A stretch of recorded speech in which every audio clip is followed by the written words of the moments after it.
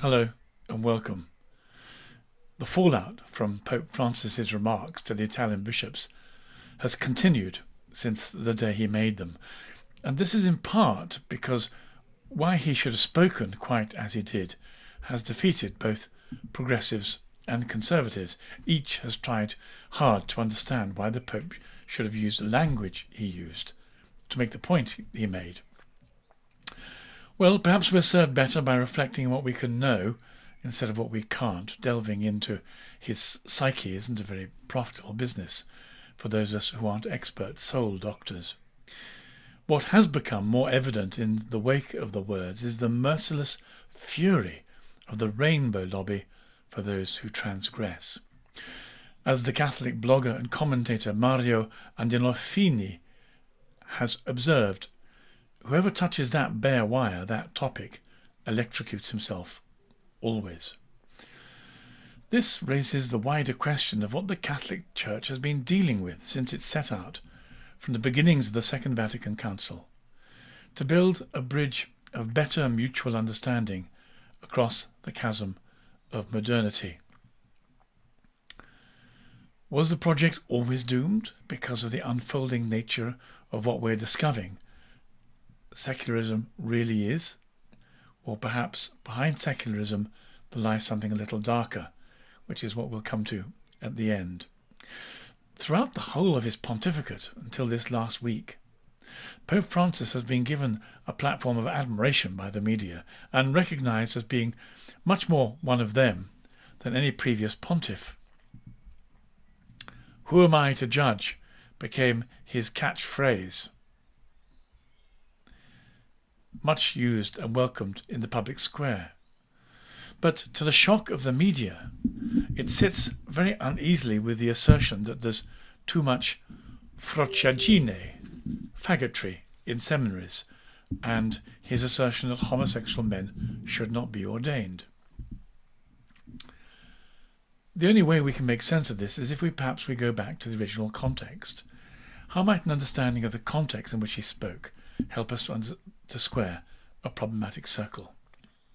You may remember that it was originally an off-the-cuff remark to journalists on an aeroplane, but the phrase "who am I to judge" has passed into contemporary political and cultural consciousness, developing a life of its own with such an impact that the conversation that gave birth to it is often forgotten or ignored. It was in fact a response to a scandal that had emerged following rumours about the private life of a sexually active Catholic priest. The man at the centre of the scandal was Monsignor R. He was known to have had a relationship with another man, the so-called intimacy of which was so open as to scandalise numerous bishops, priests and laity in Uruguay, where he served in the nunciature from 1999 to 2004. If you don't know about him, it was his private and sexual life becoming so publicly provocative that caused such an outrage, first in Uruguay and then in Rome after he moved there, that it became the subject of the papal conversations with the journalists on the plane. The facts, they're not allegations, they're facts, have been documented by a very competent journalist, Sandro Magister, in L'Espresso. The details of the scandal demonstrate why the matter should have produced such notoriety. Magister documented at the time that the intimacy of the relations between Monsignor R and his gay lover Hari was so open that they really scandalised a good number of bishops, priests and laity of that little South American country, and not least the sisters, the nuns, who attended to the nunciature. A new nuncio arrived, Janusz Bolnek of Poland, in Montevideo at the beginning of the year 2000, and he found the ménage immediately intolerable. He informed the Vatican authorities about it, insisting repeatedly to Hari that he should leave. But he didn't succeed. Rika's connections were too strong, too powerful. The context deepens when we learn that in 2001 Rika got into a scrape over his reckless conduct, one day having gone on as other occasions in spite of warnings he's received to a place called Boulevard Artigas, which is a notorious meeting place for homosexuals, he got beaten up. He had to call some priests to rescue him, get him back to the nunciature with his face the worse for wear for the beating. In August 2001, another mishap.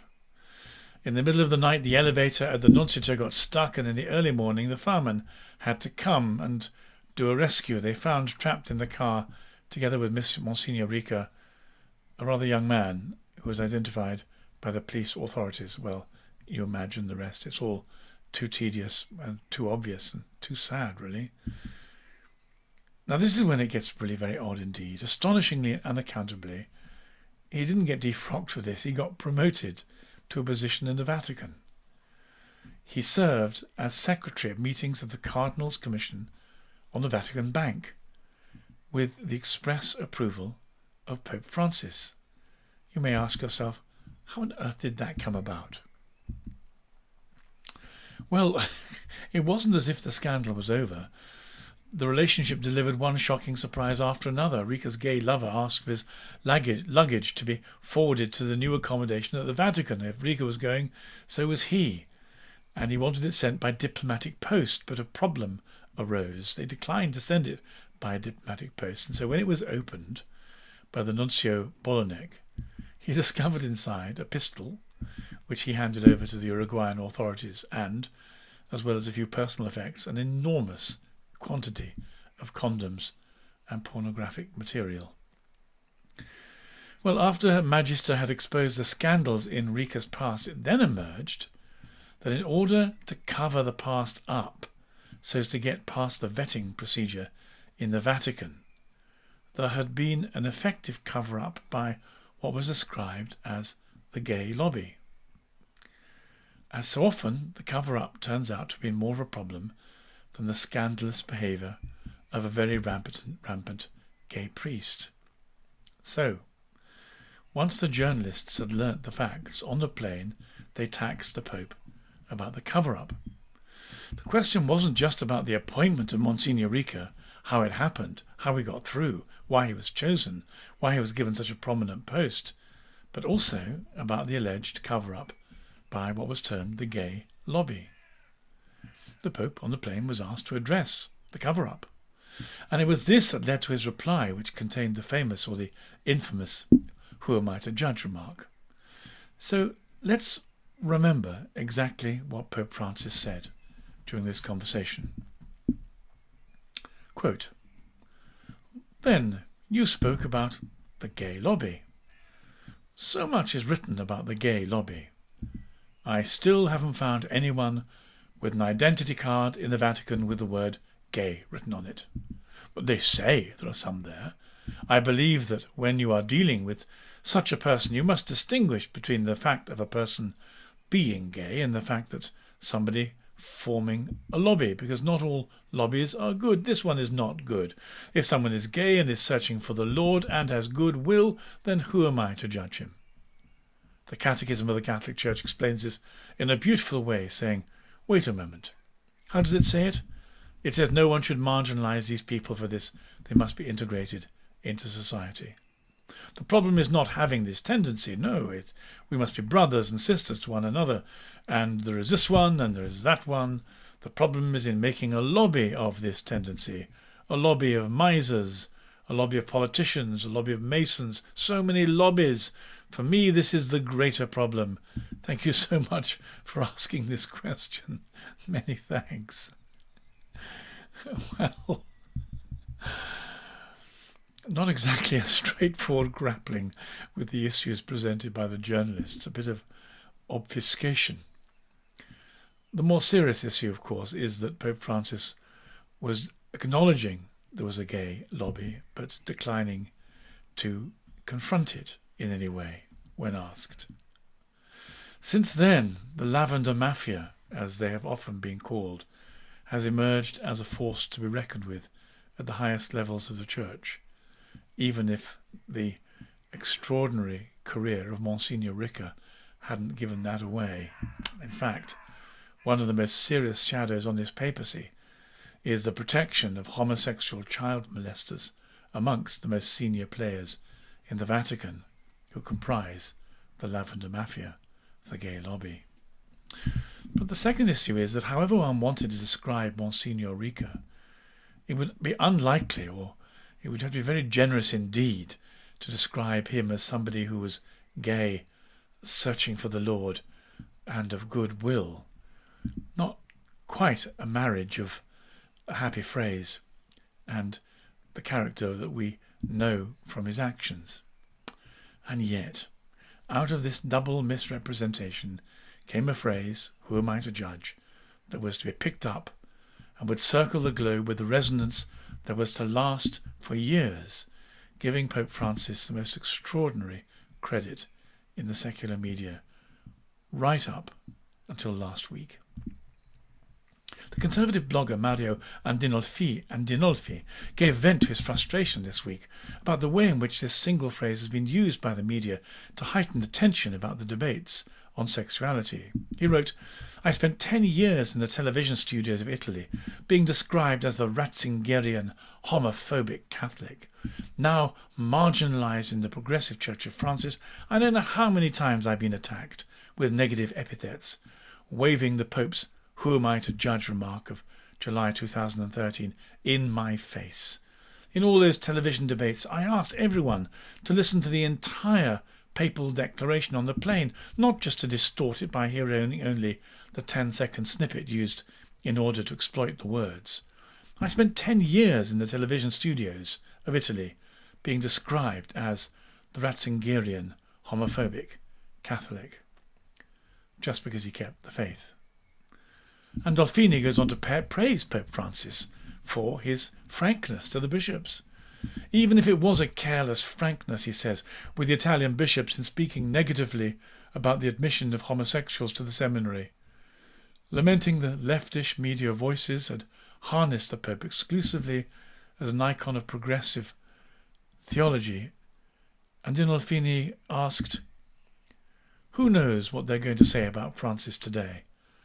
Not understanding that the Catholic Church is the only source of light in an Italy darkened by their ferocious conformism, which now pretends to be scandalized by a frank word used by the Pope in a closed-door meeting, to explain that as Catholics we embrace everyone, but we don't resign ourselves to the spread of the sin that we call by its name. Long live the Pope's inappropriate words. Long live the carelessness of Francis.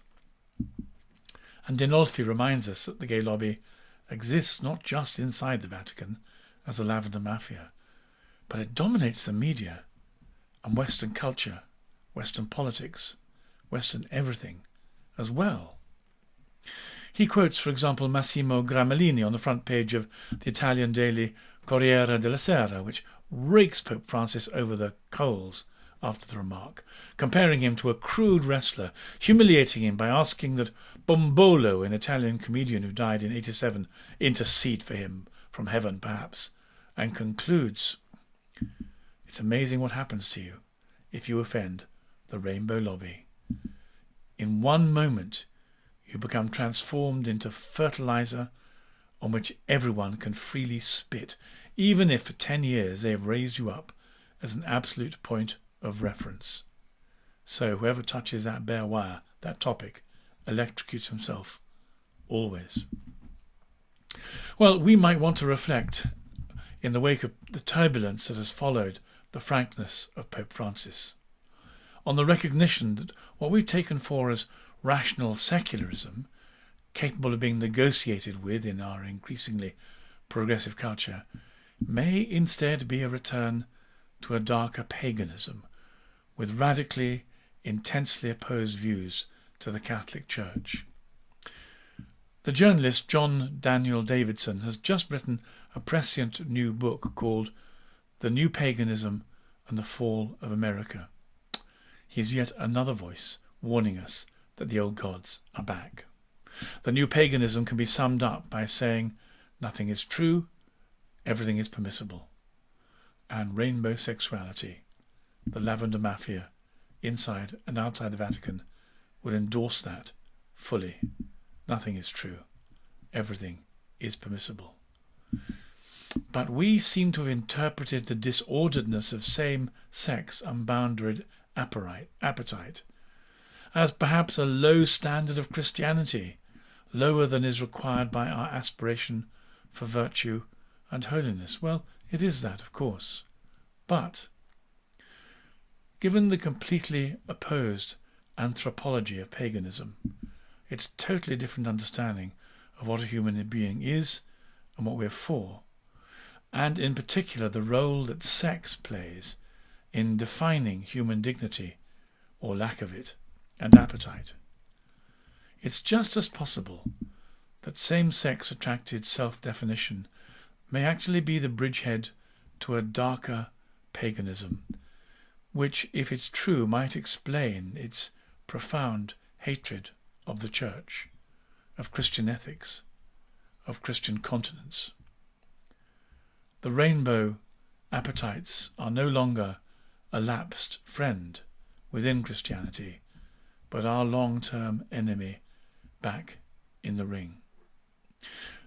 So if Pope Francis's frank phraseology has thrown any light on the situation the Church faces while not telling us much about him, it may be to demonstrate that the task of converting a decaying secular culture, which is the one we thought we faced, is actually being replaced by the prospect of having to convert a very much darker and more vigorous antithetic paganism that will require greater confidence, greater clarity, greater virtue, greater determination, and greater sacrifice. Yes, we too can thank Pope Francis for his unexpected frankness of speech.